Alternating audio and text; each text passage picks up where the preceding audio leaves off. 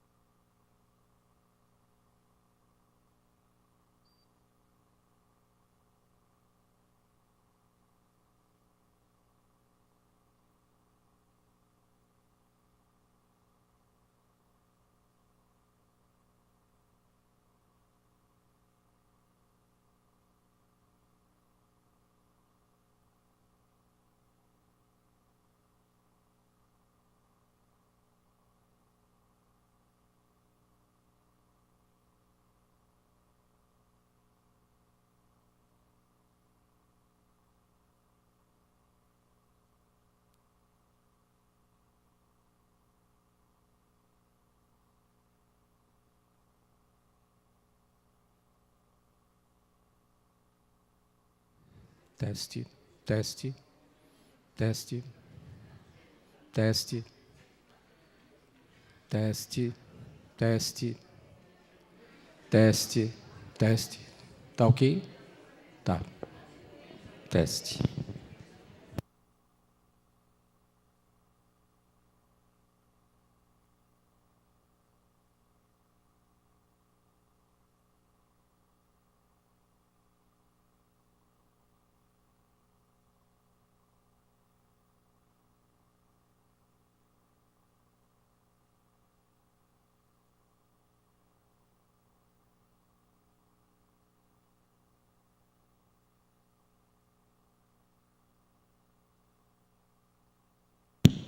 Teste, teste, teste. Alô, teste. Tá muito alto. Tá.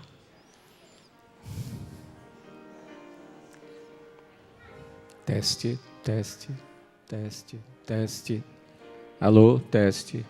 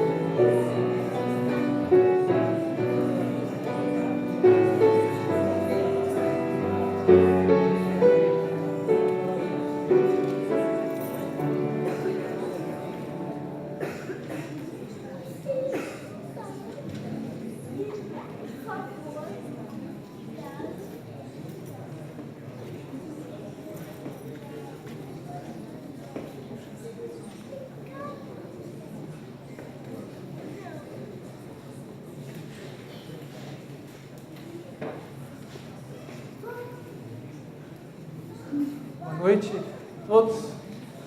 Nós nos alegramos em poder nos encontrar novamente na casa de Deus, na companhia de irmãos, de irmãs, de pessoas que têm buscado o Senhor. E estamos aqui reunidos para adorar o único, verdadeiro, amoroso, poderoso Deus presente entre nós. É por causa disso que estamos aqui, para ouvir a sua voz, lendo a sua palavra e ouvindo o servo que ele trouxe aqui hoje para compartilhar o seu desígnio conosco. Todos são bem-vindos e a presença do Senhor dá razão, sentido à nossa presença. Nós também queremos saudar a você que está nos acompanhando através da internet. Que Deus abençoe ricamente também sua vida. Eu convido todos a nos colocarmos em pé. Nós vamos adorar o Deus da nossa salvação. Nós vamos cantar juntos o hino Nós te louvamos, ó Senhor Jesus. Vamos louvar juntos a Deus.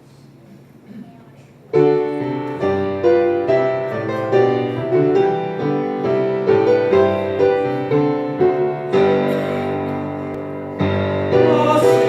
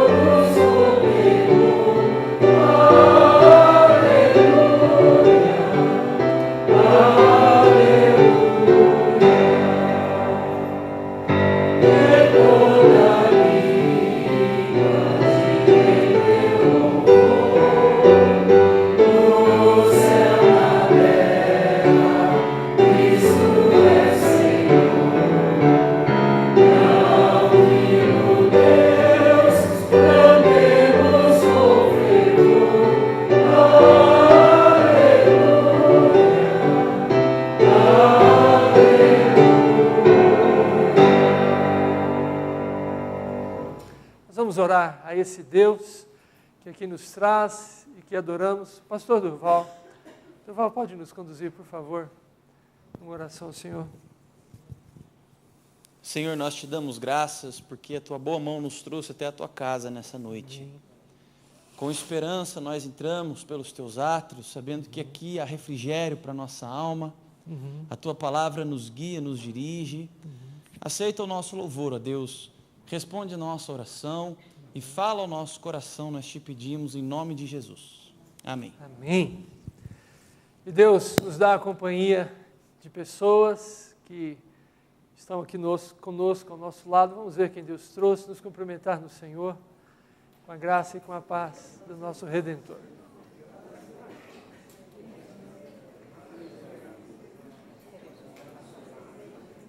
Sim.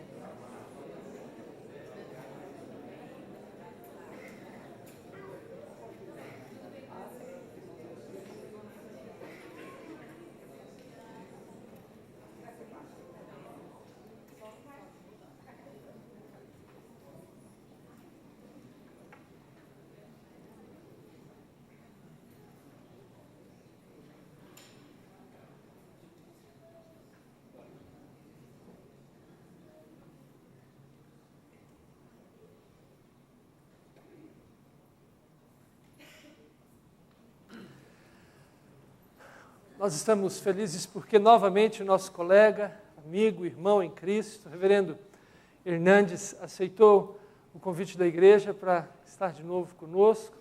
Tem sido sempre para nós, viu, pastor Hernandes, uma alegria recebê-lo. Sua presença tem edificado as nossas vidas e nós louvamos a Deus por isso. Damos a você o nosso bem-vindo, desejando a bênção de Deus sobre você, sua família e todo o seu ministério.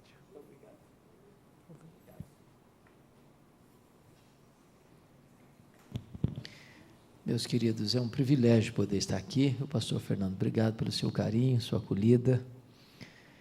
E a minha expectativa é de que o Deus que está presente, o Deus que fala e fala pela sua palavra, nos edifique nessa noite. Abra sua Bíblia, por favor, no livro de Jó. Livro de Jó, capítulo 1. Jó, capítulo 1. Nós vamos ler versos 6 a 12.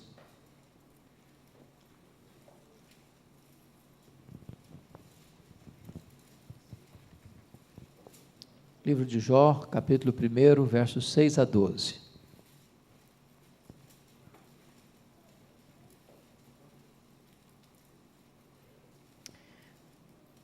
Está escrito: num dia em que os filhos de Deus vieram apresentar-se perante o Senhor, veio também Satanás entre eles. Então perguntou o Senhor a Satanás: de onde vens? Satanás respondeu ao Senhor e disse: de rodear a terra e passear por ela. Perguntou ainda o Senhor a Satanás: observaste o meu servo Jó?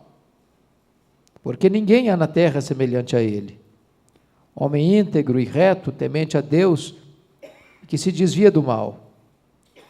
Então respondeu Satanás ao Senhor: porventura Jó debalde, inutilmente, teme a Deus?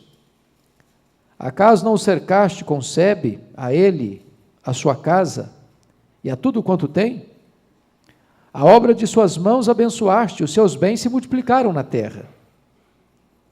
Estende, porém, a tua mão e toca-lhe em tudo quanto tem, e verás se não blasfema contra ti na tua face. Disse o Senhor a Satanás: eis que tudo quanto ele tem está em teu poder, somente contra ele não estendas a tua mão.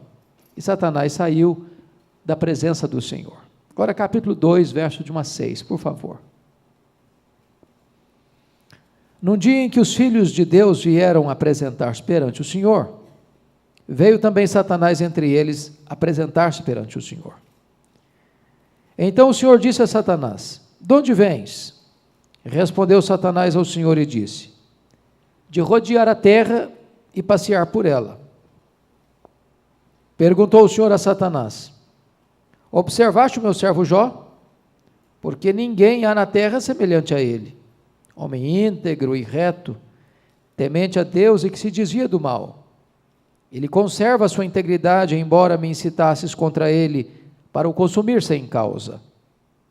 Então Satanás respondeu ao Senhor: pele por pele, e tudo quanto o homem tem dará pela sua vida. Estende, porém, a tua mão, toca-lhe nos ossos e na carne, e verás se não blasfema contra ti na tua face. Disse o Senhor a Satanás: eis que ele está em teu poder, mas poupa-lhe a vida. Irmãos, eu quero meditar um pouco com vocês sobre o tema as teses de Satanás. As teses de Satanás.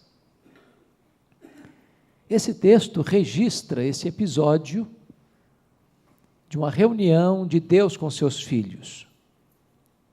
Muito provavelmente os anjos, muito provavelmente nas regiões celestes. E o texto não nos dá detalhes, mas nos informa que Satanás apareceu nessa reunião.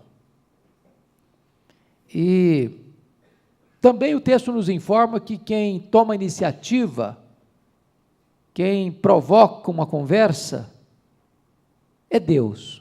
É Deus quem cutuca Satanás, com uma pergunta direta: de onde vens? E Satanás respondeu: de rodear a terra e passear por ela. Satanás é um turista inveterado, ele anda por aí, ele está de olho, ele está investigando, ele está procurando alguém para devorar, ele está antenado. E Deus cutuca de novo, perguntando assim: observaste o meu servo Jó? E dá a ficha de Jó, dá o currículo dele. Não tem ninguém na terra semelhante a ele. Homem íntegro, reto, temente a Deus, se desvia do mal. Satanás poderia ter respondido assim: bom, eu ando muito ocupado, eu nunca consegui olhar para a vida dele não tive tempo ainda, tenho outras prioridades. Quem sabe um dia eu vou dar uma olhadinha quem é esse camarada aí, mas eu não sei muito bem quem é ele não. Não foi essa a resposta. Satanás respondeu assim: também puderas, tu tens abençoado a vida desse homem, tu tens cercado a vida dele com a cerca de proteção enorme, tu tens abençoado tudo quanto ele tem, tudo que esse homem bota a mão vira dinheiro, desse jeito, qualquer um te serve e te adora.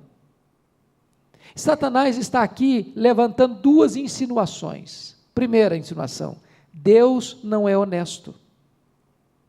Deus precisa subornar as pessoas com bênçãos para receber delas adoração. Deus precisa comprar as pessoas com bênçãos para que elas o admirem, para que elas o adorem. Satanás está insinuando aqui que esse negócio de religião, de espiritualidade, é uma troca, é uma barganha, é um negócio. Satanás está aqui levantando essa tese da fé utilitarista, que as pessoas só servem a Deus por aquilo que recebem dele. Ninguém adora a Deus por quem Deus é, as pessoas adoram a Deus por aquilo que Deus dá. A questão da adoração não tem a ver com o caráter de Deus, mas com as dádivas de Deus. Satanás levanta uma segunda insinuação. Ele está dizendo, insinuando, que Jó não é íntegro, que Jó só serve a Deus por interesse, que a sua fé é mercantilista, que ele serve a Deus e vive a vida que vive porque Deus o tem abençoado. E aqui, Satanás levanta a primeira tese: ninguém ama mais a Deus do que o dinheiro. Toca em tudo que ele tem e verás se não blasfema contra ti na tua face. Satanás está insinuando aqui que Jó só é crente porque ele é rico, porque ele é próspero, porque a casa dele é abençoada, porque os bens dele se multiplicam na terra. E ao lado dessa primeira tese, Satanás levanta uma segunda tese: Ninguém ama mais a Deus do que a família. O que um homem tem? Ele tem bens, ele tem família. Toque em tudo quanto ele tem, mexe com a família dele, mexe com os filhos dele, e eu quero ver se esse homem ainda te serve, eu quero ver se esse homem ainda te adora. Na verdade, Jó não passa de um esperto negociante. Tu abençoas, e ele retorna esta bênção em adoração. A grande pergunta é: será que Satanás tem razão? Será que as teses de Satanás são verdadeiras? Será que a fidelidade de um homem a Deus passa por aquilo que esse homem recebe de Deus? Será que a fé está fundamentada no caráter de Deus ou nas dádivas de Deus? Sem que Jó soubesse, Deus constitui Jó em seu advogado na terra. E Deus coloca nas mãos de Jó a sua reputação. E diz para Satanás: pode tocar em tudo quanto ele tem, só não podes tirar a sua vida. Em outras palavras, Satanás é um ser limitado e limitado por Deus. Ele só pode ir até onde Deus o permite ir e nem 1 centímetro a mais. Nas palavras de Martinho Lutero, Satanás é um cachorro na coleira de Deus. Ele só pode ir até onde a coleira dá espaço para ele ir. Mas diz o texto que Satanás sai dali e vai provocar um verdadeiro desastre na vida financeira de Jó. A pergunta que você deve fazer é esta: quão rico era Jó? Confira comigo, por favor, capítulo 1, versículo 3. Está escrito aí: possuía Jó 7.000 ovelhas, 3.000 camelos, 500 juntas de bois, 500 jumentas. Era também muito numeroso o pessoal ao seu serviço, de maneira que este homem era o maior de todos os do Oriente. Ele não era apenas rico, ele era o mais rico. Ele era o Bill Gates da sua geração. Agora, o que é que Satanás vai provocar? Se você perceber, Satanás vai usar 3 expedientes para levar Jó à falência. No capítulo 1, verso 15, ele usa os sabeus. No capítulo 1, verso 16, ele usa o fogo. No capítulo 1, verso 17, ele usa os caldeus. De tal maneira que todas as riquezas de Jó ou são destruídas pelo fogo, ou são saqueadas e roubadas, ora pelos caldeus, ora pelos sabeus. Só que essa tragédia, esse colapso financeiro, acontece num único dia. Num único dia. Ora, por muito menos, as pessoas hoje dão um tiro na cabeça. A pergunta é: Satanás tinha razão? Será que Jó blasfemaria contra Deus ao perder tudo? Vejamos a resposta. Está aí no versículo 21. Diz o texto: e disse Jó: nu saí do ventre de minha mãe e nu voltarei. Sabe o que ele está querendo dizer? Eu não trouxe nada e eu não vou levar nada. Portanto, aquilo que eu granjeei entre o berço e a sepultura não é a razão da minha vida. A minha fé não está baseada naquilo que eu tenho. A minha fé está fundamentada no caráter de Deus. Jó reprova a primeira tese de Satanás: um homem pode amar mais a Deus do que o dinheiro. Mas vem a segunda tese: ninguém ama mais a Deus do que a família. O que é curioso é que Jó não era apenas um homem bem-sucedido financeiramente, Jó era um pai de família bem-sucedido. E vocês que são pais sabem de um fato: quando você tem mais de um filho, você sabe disso, que manter a união e a unidade dos filhos não é coisa natural, ou os filhos não são amigos, companheiros, unidos naturalmente. Sobretudo quando se tem dinheiro. O dinheiro não é um amálgama. O dinheiro divide, separa. Agora, que tipo de pai era Jó? Confira comigo o verso 5 do capítulo 1.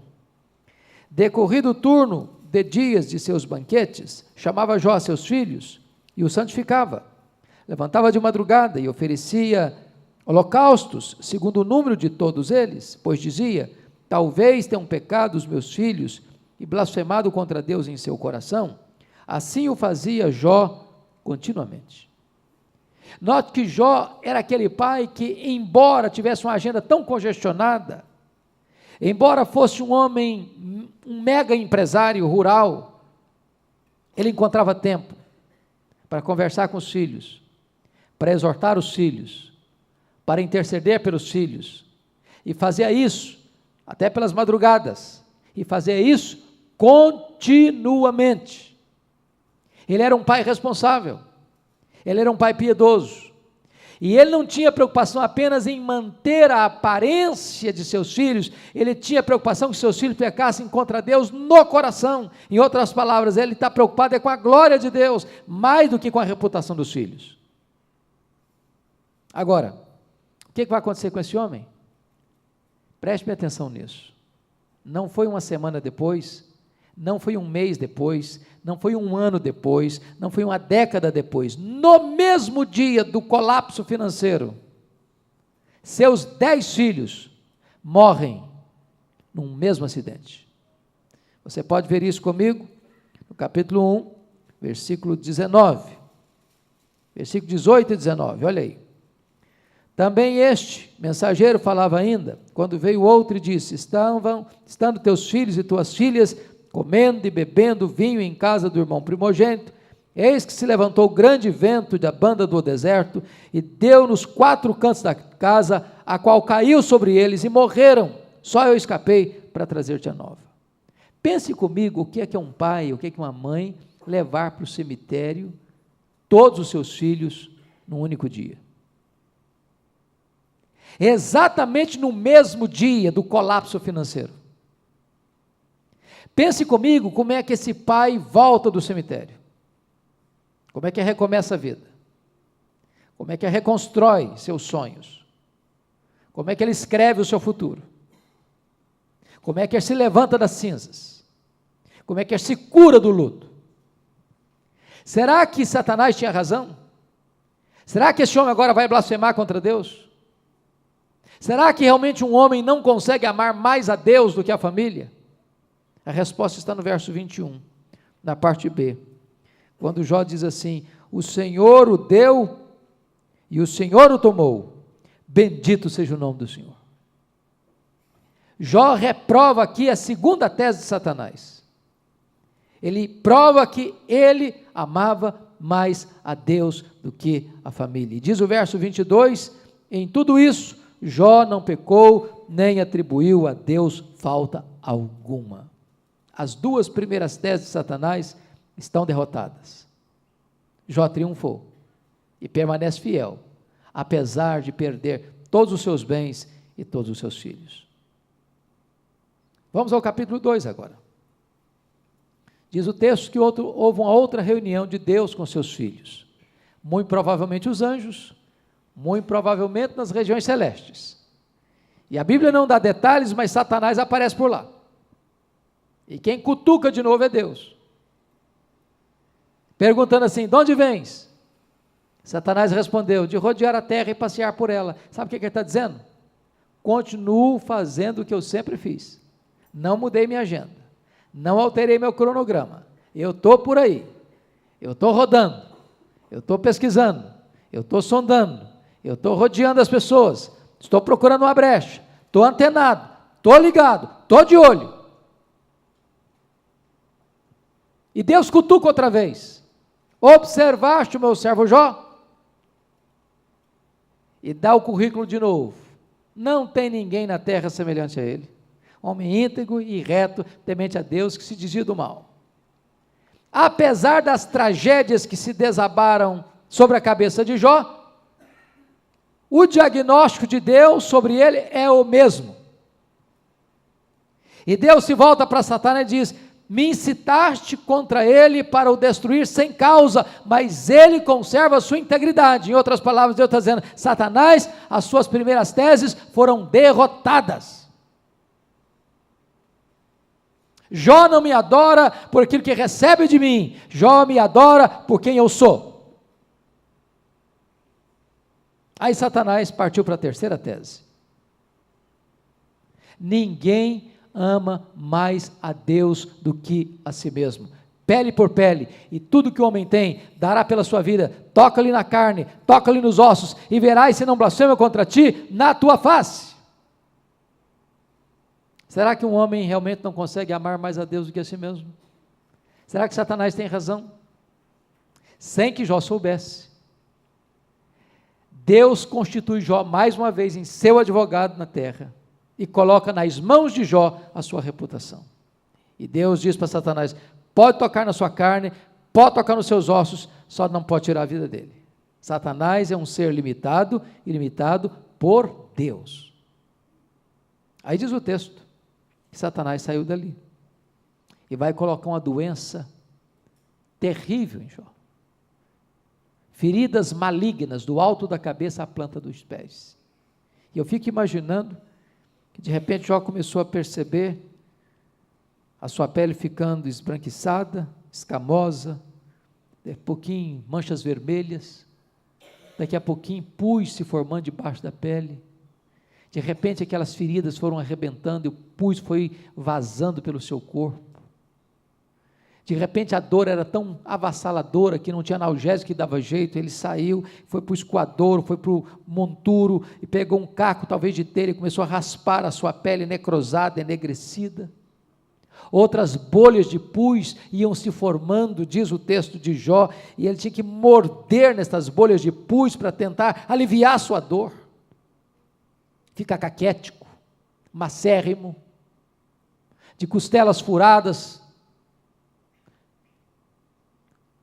pelos seus ossos em ponta, seus ossos ardiam, seus olhos choravam, derramavam lágrimas, a sua dor avassaladora, seu mau cheiro terrível, as pessoas passavam por ele e desprezavam, e blasfemavam, e xingavam, e cuspiam, a família dele foi embora, os amigos foram embora, todos o desprezam.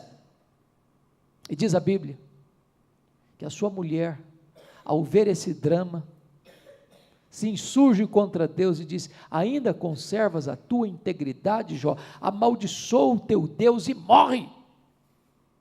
Pelo menos tenha a dignidade de dar um fim nessa vida. Ela não é digna de ser vivida, pelo menos tenha a honra de cometer suicídio. Acaba com isso. E diz a Bíblia que Jó respondeu assim: tu falas como uma doida? Temos nós recebido o bem de Deus, não receberíamos também o mal? E diz o verso 10 do capítulo 2, que em tudo isso,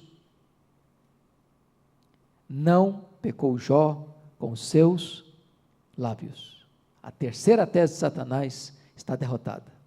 Satanás foi derrotado, porque imaginou e disse que ninguém ama mais a Deus do que a si mesmo, e Jó prova que ele ama mais a Deus do que a si mesmo, do que a família, do que o dinheiro. Agora confira comigo, capítulo 2, versículo 11, porque diz o texto aí que ouvindo, pois, 3 amigos de Jó, todo este mal que lhe sobreviera, chegaram cada um do seu lugar, Elifaz o temanita, Bildade o suíta, Zofar o namatita, e combinaram ir juntamente condoer-se dele e consolá-lo. Levantando eles de longe os olhos e não o reconhecendo, ergueram a voz e choraram, e cada um, rasgando o seu manto, lançava pó ao ar sobre a cabeça. Sentaram-se com ele na terra 7 dias e 7 noites, e nenhum lhe dizia palavra alguma, pois viam que a dor era muito grande. E eu pergunto a vocês, esses 3 aqui eram amigos de Jó? Claro que eram, claro que eram. E eu faço uma pergunta a você, você já fez uma visita parecida com essa? Você já recebeu uma visita parecida com essa? Você seria capaz de desabalar-se de onde você mora para ir visitar um amigo e ficar com ele 7 dias assentado no chão, sem abrir a boca, sofrendo, angustiado ao ouvir a dor do outro. O grande problema desses amigos é que de repente eles começaram a pensar e raciocinar o seguinte: tem coisa errada aí, ninguém pode sofrer tanto sem uma causa, todo efeito tem uma causa. Jó deve ter feito alguma coisa errada para estar sofrendo desse jeito. E eles começaram a fazer teologia em cima do sofrimento alheio. Eles começaram a filosofar. Eles começaram a investigar as possíveis causas do sofrimento de Jó. Mas eles não apenas pensaram isso, eles começaram a falar e assacaram contra Jó os mais pesados e infames libelos acusatórios. Chamaram Jó de louco, chamaram Jó de ladrão, chamaram Jó de adúltero, chamaram Jó de explorador dos pobres, de opressor das viúvas. Disseram para ele que Deus havia matado os filhos dele por causa da sua loucura.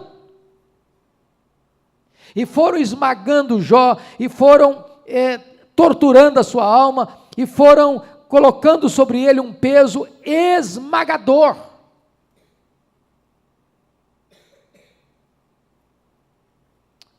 Sabe o que Jó fez? Jó se defendeu. Jó se defendeu. Jó se defendeu. Jó começou a perguntar para Deus: por quê, meu Deus? Por quê? Por quê? Oh, meu Deus, me explica aí, o que está acontecendo comigo? Sabe quantas perguntas ele fez? 16 vezes a mesma pergunta. Por quê? Por quê? Por quê? Por quê? Por que eu estou sofrendo? Por que a minha dor não cessa? Por que eu não morri no ventre da minha mãe? Por que eu não morri ao nascer? Por que os seios da minha mãe não estavam murchos de leite para eu morrer de fome? Por que o Senhor não me mata de uma vez? Sabe qual foi a resposta de Deus às indagações de Jó? O silêncio absoluto e total. E tem hora, você sabe disso, que pior do que sofrer é sofrer sem ter explicações. Pior do que sofrer é sofrer sem saber por que está sofrendo. Pior do que o sofrimento é o silêncio de Deus. Às vezes, o silêncio de Deus grita mais alto nos nossos ouvidos do que o barulho das circunstâncias mais ruidosas. Jó se queixa contra Deus. Ele está profundamente angustiado. Ele levanta aos céus nada menos do que 34 queixas. Mas nenhuma explicação, nenhuma resposta. Chega um momento, queridos, chega um momento que esse homem está no fundo do poço. Uma dor terrível, o abandono geral. Se você notar, 5 áreas da vida dele foram atingidas: a vida financeira, os filhos, a saúde, o casamento, as amizades. E esse homem está agora no torvelinho, no miolo da tempestade. E a única coisa que dá um lampejo de esperança, esse homem olhar para cima e dizer o seguinte: mas eu sei que o meu Redentor vive.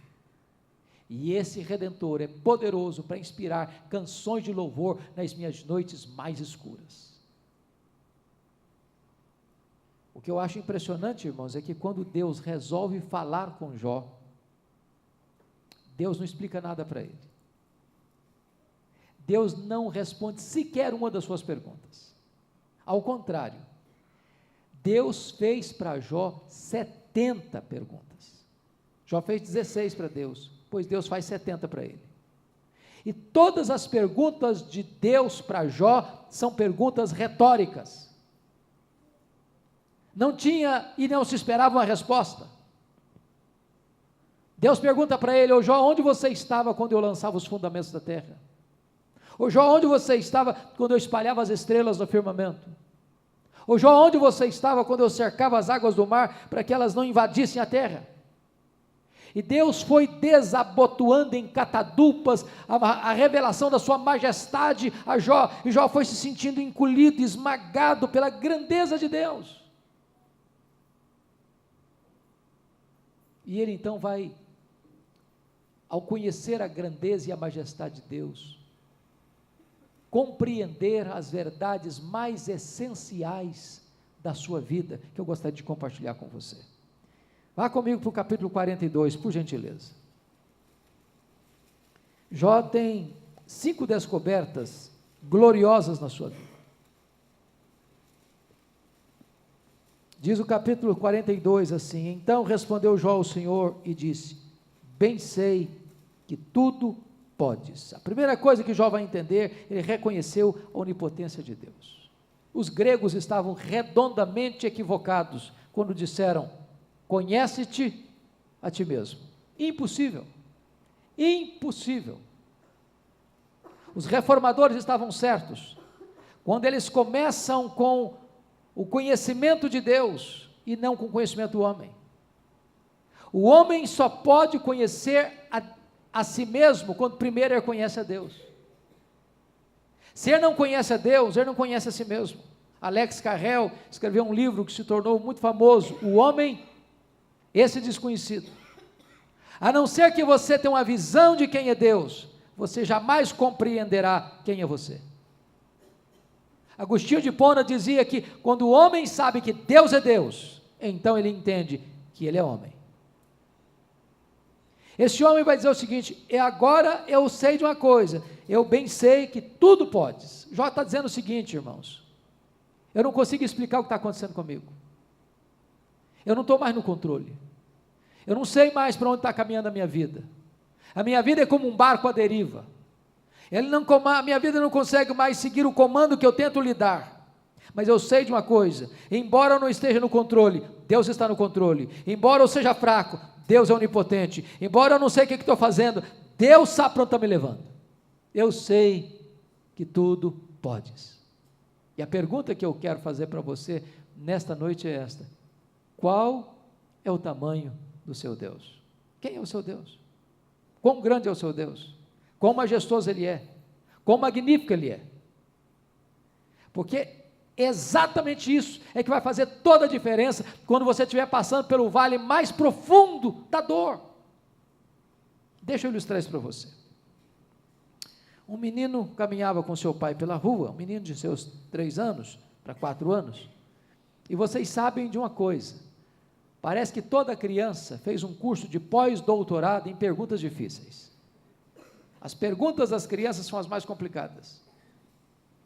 E o menino voltou-se para o pai e disse: papai, qual é o tamanho de Deus? E o pai engasgou. Meu pai, o que eu respondo para esse menino agora? Aí de repente, ele escutou o ronco de algumas turbinas e olhou para o céu, e lá nas alturas excelsas, um avião enorme, um jumbo, cruzava os céus. Lá em cima, o pai disse: filho, olha para cima, está vendo aquele avião lá em cima? Falei: estou vendo, papai. Meu filho, qual o tamanho daquele avião? O menino olhou e disse: pequeno, papai, muito pequeno, muito pequeno. O pai percebeu, pegou o menino pela mão, levou no aeroporto. Tinha um enorme jato, um jumbo de mais de 300 passageiros estacionado no pátio. O pai encostou bem próximo, disse: filho, está vendo aquele avião? Estou vendo, papai. Qual o tamanho desse avião, meu filho? Grande, papai, muito grande. O filho disse: meu filho, Deus é do mesmo jeito. Quando você está longe de Deus, Deus parece pequeno. Mas quando você está perto de Deus, então você sabe que Deus é grande, muito grande. Quando você está longe de Deus, meu filho, os seus problemas parecem enormes. Quando você está perto de Deus, Deus é grande, os seus problemas se apequenam. Eu sei que tudo podes. Segundo lugar, Jó descobre e reconhece a soberania dos propósitos divinos. Olha o verso 2 ainda: e eu bem sei que nenhum dos teus planos pode ser frustrado. Eu quero dizer para você que não existe acaso, que não existe sorte, que não existe azar, que não existe determinismo, que não existe olho gordo, que não existe sexta-feira 13, que não existe praga para prevalecer na sua tenda. Seu Deus tem um plano eterno, perfeito, vitorioso na sua vida. Nem um fio de cabelo da sua cabeça pode ser tocado sem que Deus saiba, sem que Deus permita, sem que Deus tenha um propósito. Não existe esse negócio de Deus ser pego de surpresa.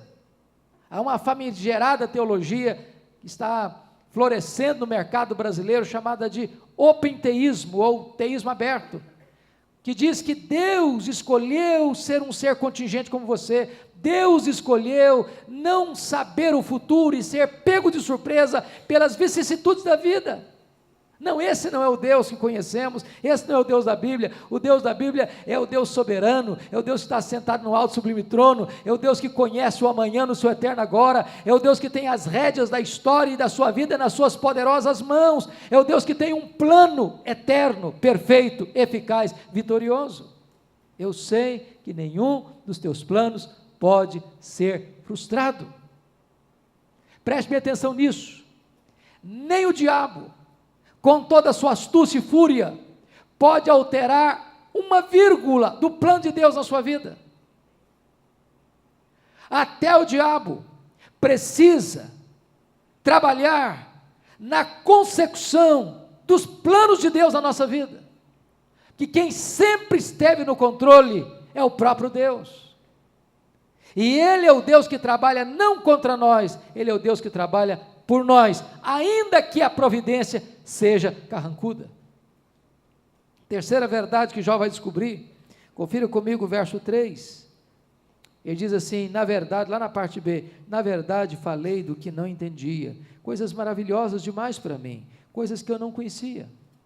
Ele reconhece aqui a sua profunda limitação.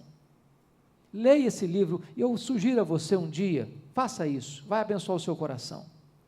Pega o livro de Jó e leia-o numa sentada só, você vai descobrir coisas lindas. Sabe uma coisa que Jó fez? Falou muito, se defendeu, se queixou. E quando você e eu, à semelhança de Jó, estamos sofrendo, sabe o que nós fazemos? Falamos, nos defendemos, nos queixamos, lamentamos. E muitas vezes, nesse fragor da tempestade, nesse miolo da crise, nesse vendaval avassalador, quando a nossa alma está sendo batida por essas ondas revoltas, nós também falamos muita coisa sem entender, queridos. Quanta coisa a gente fala na hora do sofrimento, na hora da dor, nos sentimos a vítima do universo. Pensamos que Deus está contra nós. Jó disse isso várias vezes, Deus, o Senhor está me cravejando com as tuas setas. A nossa visão é curta demais, irmãos. O nosso conhecimento é pequeno demais. As nossas palavras, muitas vezes, são insensatas demais. Nós falamos o que não compreendemos tantas vezes. Quarto lugar, Jó reconheceu seu limitado conhecimento de Deus. Olha o verso 5 comigo.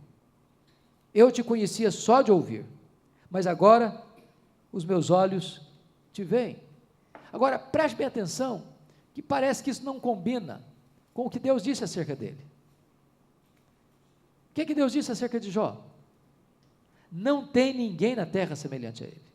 Homem íntegro, reto, temente a Deus, que se desvia do mal.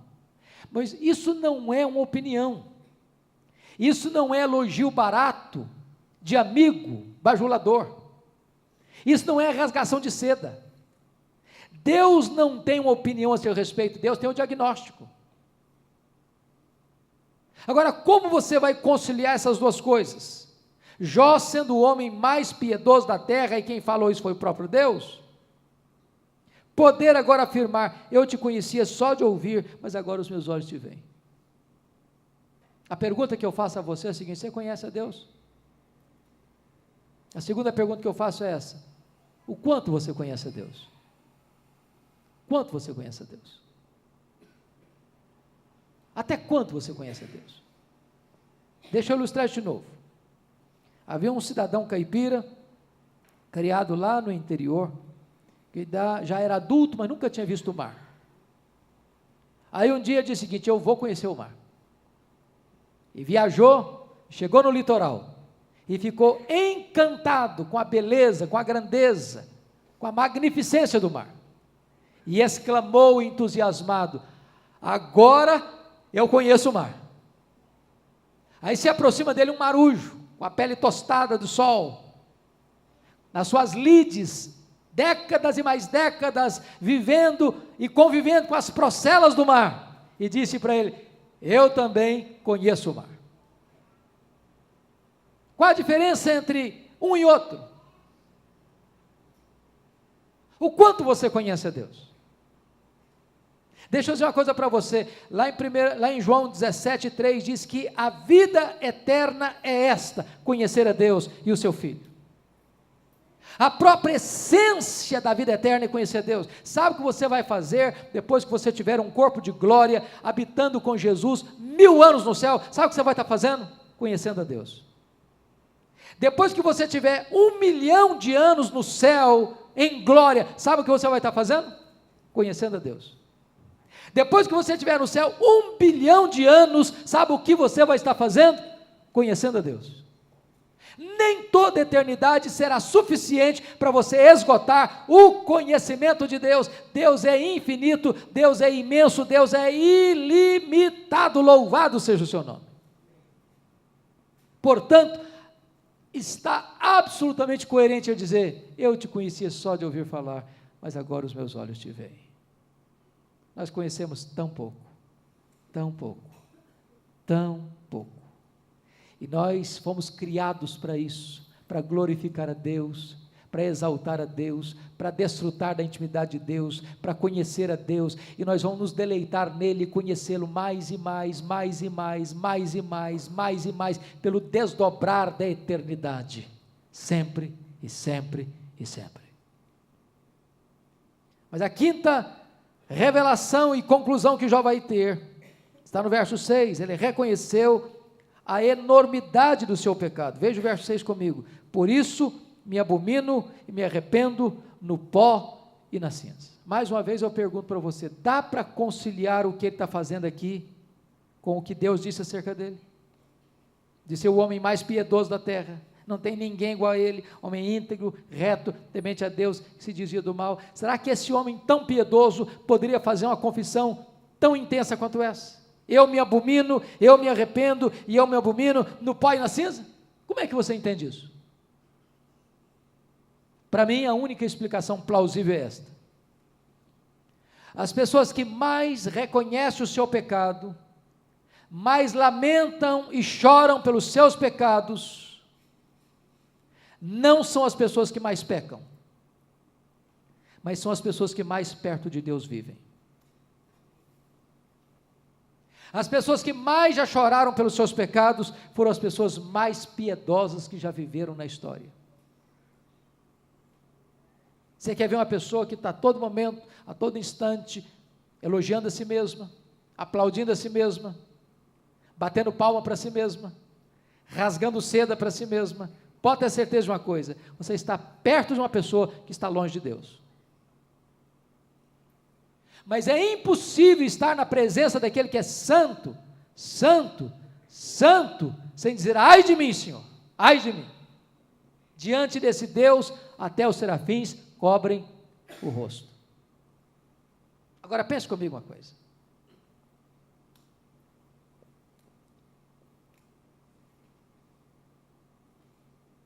Jó não é um super-homem, Jó é um homem, como você e eu. E eu vou fazer uma perguntinha para você.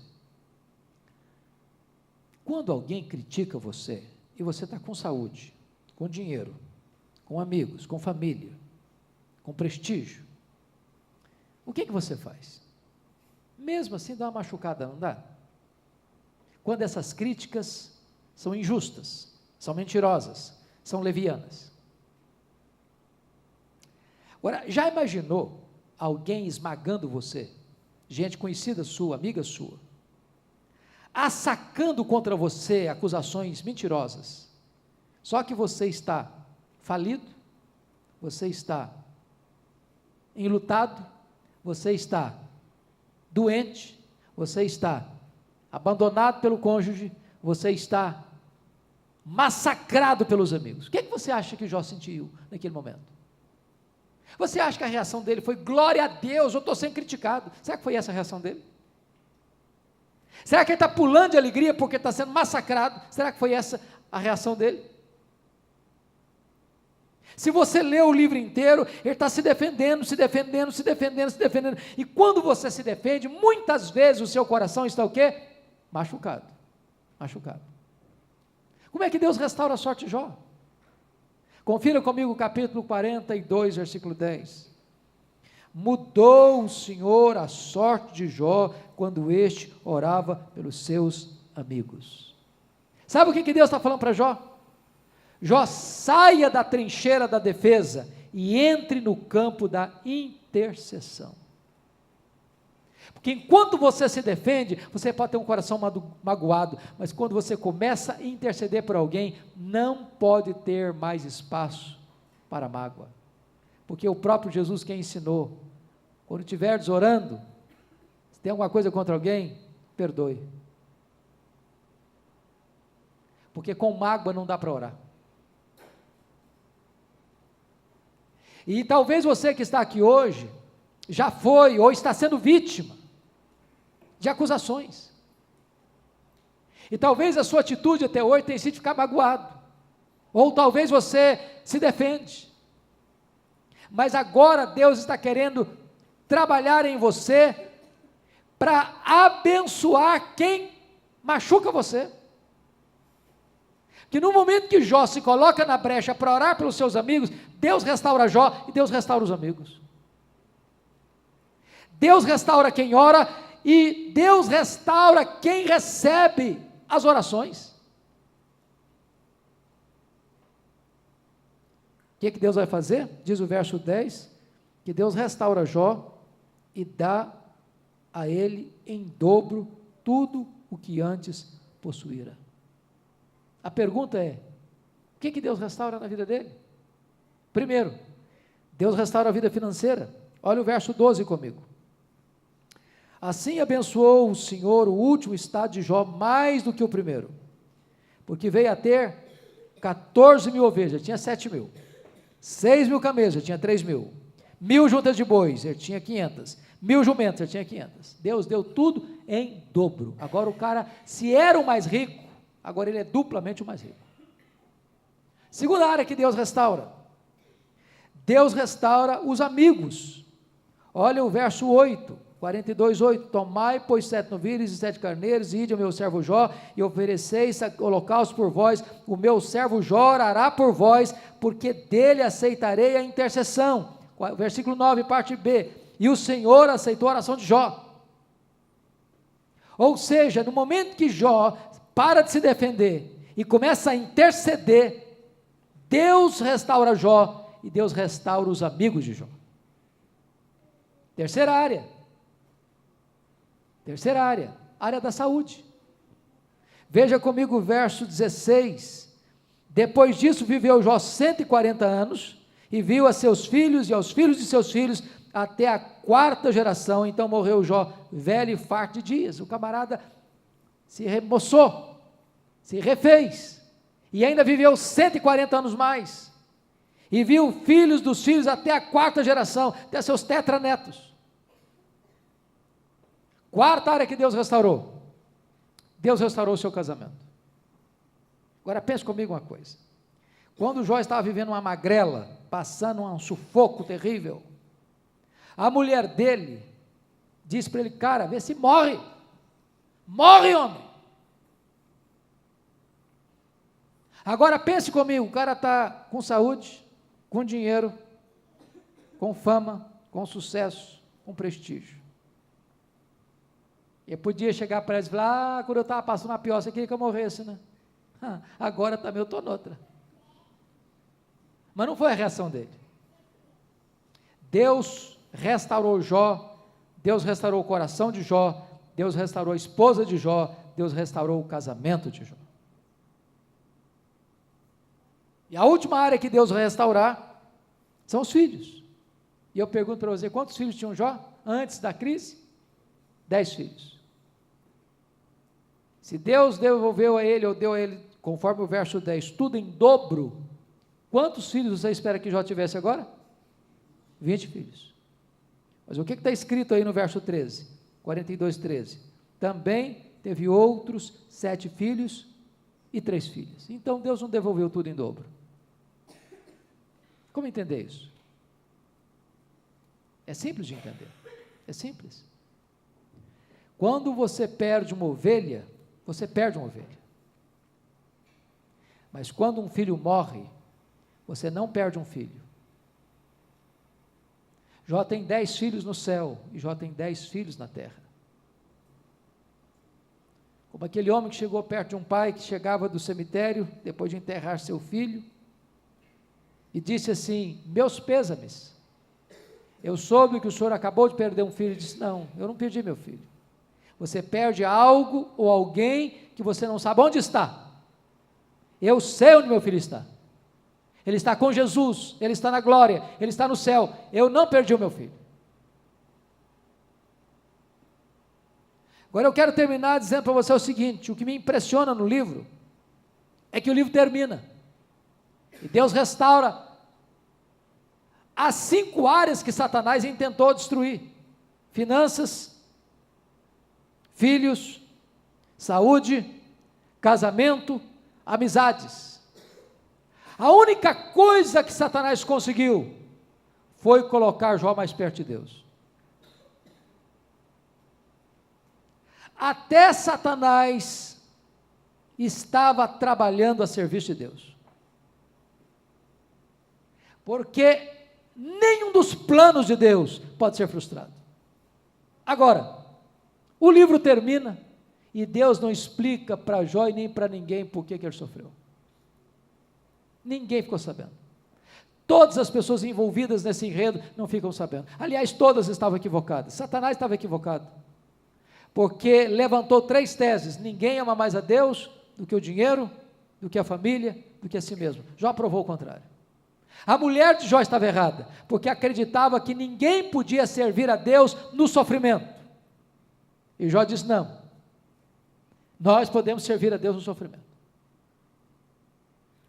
Terceiro, os amigos de Jó estavam errados, porque achavam que Jó estava sofrendo por algum pecado que ele tivesse cometido. Jó estava errado, porque se queixa contra Deus como se Deus o punisse sem causa. O livro termina, Deus restaurando Jó, mas o livro não explica por que Jó sofreu. Deus promete para você restauração, Deus não promete para você explicação.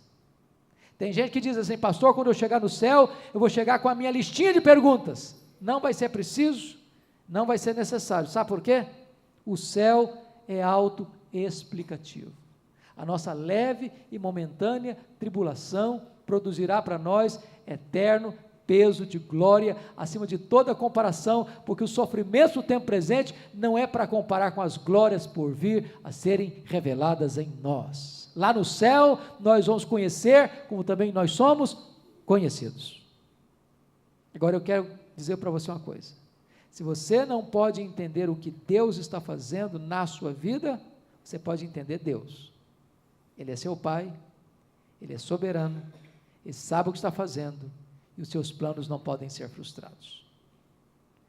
Quando Albert Einstein veio à América, depois do sucesso com a teoria da relatividade, uma repórter perguntou para sua esposa assim: a senhora compreende a complexa teoria da relatividade pela qual o seu marido é tão famoso no mundo? Ela respondeu assim: não, eu não compreendo a complexa teoria da relatividade pela qual meu marido é tão famoso no mundo, mas eu compreendo o meu marido. Se você não pode entender o que Deus está fazendo, você pode entender Deus. Ele é soberano, Ele é seu Pai, e Ele está trabalhando em seu favor, e não contra você. Que Deus nos console, que Deus renove o nosso coração, que os olhos da nossa alma sejam abertos, para nós compreendermos a grandeza do nosso Deus, e nos aquietarmos como uma criança, nos braços do Eterno. Amém. Descansarmos o nosso coração, e refrigerarmos a nossa alma. Vamos orar juntos. Querido Deus, bendito é o teu nome, porque a tua palavra é a verdade. porque ela é viva, e porque ela é poderosa, e porque ela nos instrui, e porque ela nos consola, e porque ela nos anima. Ela é lâmpada para os nossos pés, ela é alimento para nós, ela é pão, ela é carne, ela é mel, ela é mais preciosa do que muito ouro. E nós te adoramos pela história de Jó, pela sua saga, pela sua fidelidade, pela sua restauração, pelo seu exemplo, pelo seu legado. Permita, Deus, que nesta noite, todos aqueles que adentraram a tua casa, saiam daqui encorajados, fortalecidos, reanimados no teu poder, para viverem vitoriosamente em Cristo Jesus. E ainda que a providência seja carrancuda, possam ver por trás dela a tua face sorridente, em Cristo Jesus. Amém.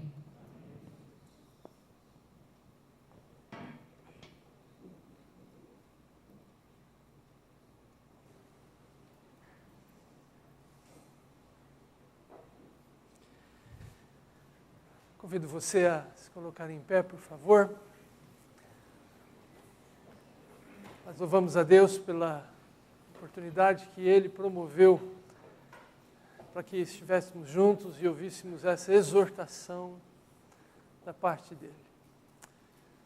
Então nós vamos encerrar esse tempo nosso agradecidos com a bênção apostólica e Deus haverá de trabalhar em nós as consequências desse tempo que nós tivemos aqui juntos, para a glória dele.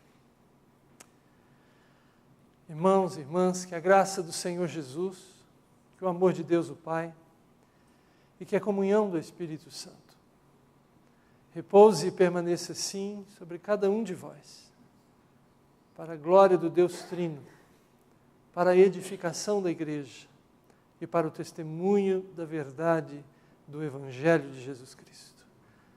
Amém. Amém. Ide em paz. Nós temos aqui no hall de entrada alguns livros do pastor Hernandes que estão à disposição para aquelas pessoas que tiverem interesse em levar um pouco da sabedoria e do ministério que Deus tem concedido também ao nosso irmão.